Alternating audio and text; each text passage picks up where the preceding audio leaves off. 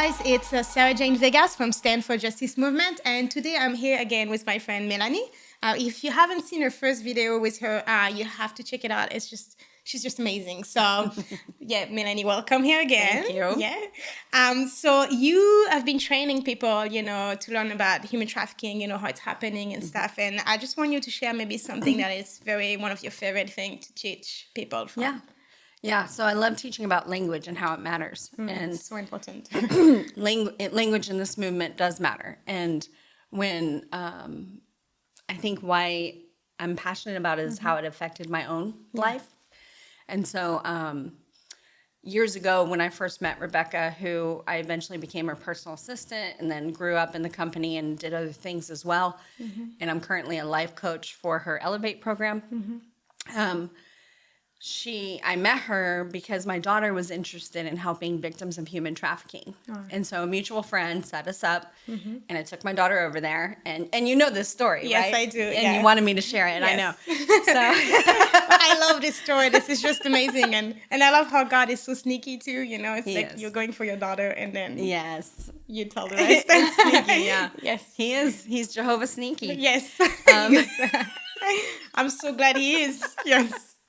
And so I go there, and my plan was to hang out with the friend who introduced Rebecca to us and hang out in the kitchen while my daughter and Rebecca sat at the table and spoke. And then she is chatting with my kid, and I'm in the kitchen, and this conversation's leaking into the kitchen, and I'm drawn to it. Yeah. I end up sitting at the table listening, and I'm thinking, I could imagine my mom thinking this. I could imagine my mom feeling that way. What if she went through this?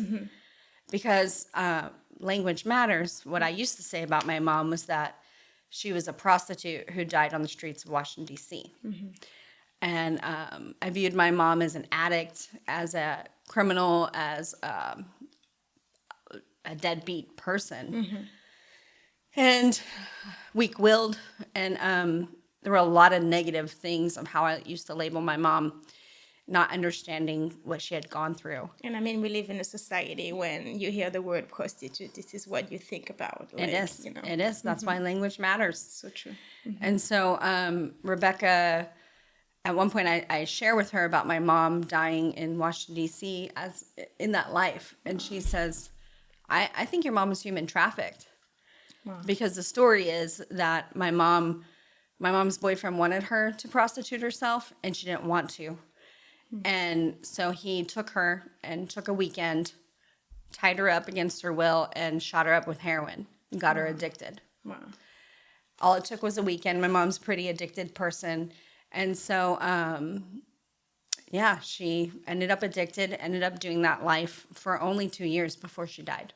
Oh, that's so sad. She was found in her apartment building at the bottom of the staircase. And the doctor or the cops said they didn't know if he had beat her up and pushed her down or if she had just fallen down the stairs, because the neighbors said that he did have a habit of beating her up in the hallways. And so he was not a good guy. Yeah. So that started my journey in this movement. I wasn't drawn to it like my daughter was. Yeah. I didn't understand it. And so about 6 months into working for Rebecca as her assistant, she says to me, we're talking about my mom a little bit, and she says, because I said she prostitute, died in that life, and she goes, wow, I just think how sad it is that 2 years out of her entire 34 years that you would label her according to the one thing that happened to her. Wow. Yeah. And my heart broke. I was like, wow, Rebecca, you're right. We don't label people according to the one thing that happens to them or the two things that happen to them or the horrible things that happen to them. We don't label them that. No, that's true. Not if we want to have compassion, not if we want to help them. So when I go and I train and I stay local here, I haven't gone, across the country. When I go across the country, I'm going as support for the people that I work for. But I train on language, and I train about when you hear the word, when we label these victims and they're victims, but we call them a prostitute, We call them a drug addict. We call them a criminal. Yeah. We call them weak-willed or lazy or all the things that I used to think about my mom. There's no compassion, and you don't want to. You're not inspired to help somebody like that. You're not inspired to do anything for that person. But when we change the language, and instead of prostitute, she's a prostituted person. Yeah. She's not labeled by the thing that's happening to her. A prostituted person is something that's happening to her. Exactly. It's something that she's going through that probably she doesn't want to. Yeah. Another thing, instead of like the addict and all of this, like a trapped person, a victim. You've been with me on some of my trainings. What are some other things people come up with? Because I'll inspire the audience to have their own verbiage. Like, what else could we term these labels? Yeah. You know? It's hard for me to talk right now. I'm so emotional. I've heard your story before, but it's just so like, I'm just trying to think if it were me, you know? I'm sorry, I'm not answering your question. But I mean, imagine I had a baby when I was being trafficked, you know? And then I had died, and my daughter would have said, like, my mom was just a prostitute, you know? Yeah. Sorry. I always cry, guys. Like, you don't help me.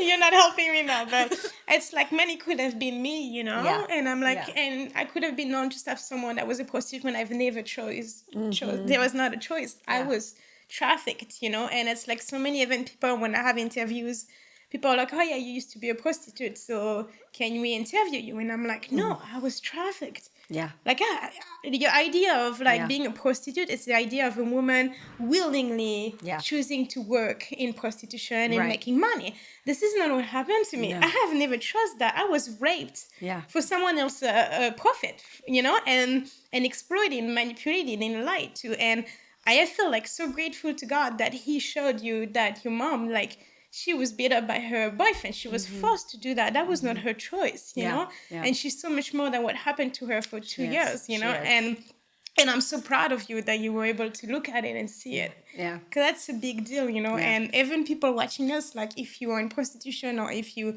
were trafficked, you know, and you have children, it's like there is...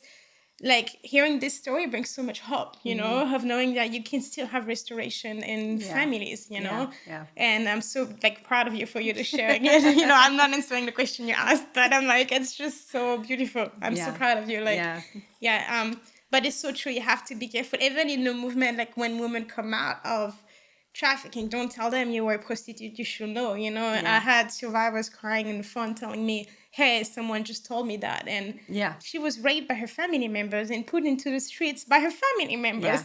How can you say she was a prostitute? This is not what she was, you know? Not. And that is not the definition of what happened to her either. Exactly. Yeah. Exactly. So there's so much more than that. And it's so important to be careful in the way you say that. Like, even in events, so people say, oh, we're helping prostitute, or she's just a prostitute, or no, she's a prostituted woman. Like you said, she prostituted was woman. Forced into prostitution. She was exploited. She was, she was exploited. That's, or she was raped or whatever for someone else's gain, you know? Yeah. But it's not like, there's a big difference between the idea of the word prostitute or she's a criminal or all these things. No, she was a victim. Yeah. And I just love the way you explain it every time for me when you do your trainings. I'm like, wow, this is so important for people to know.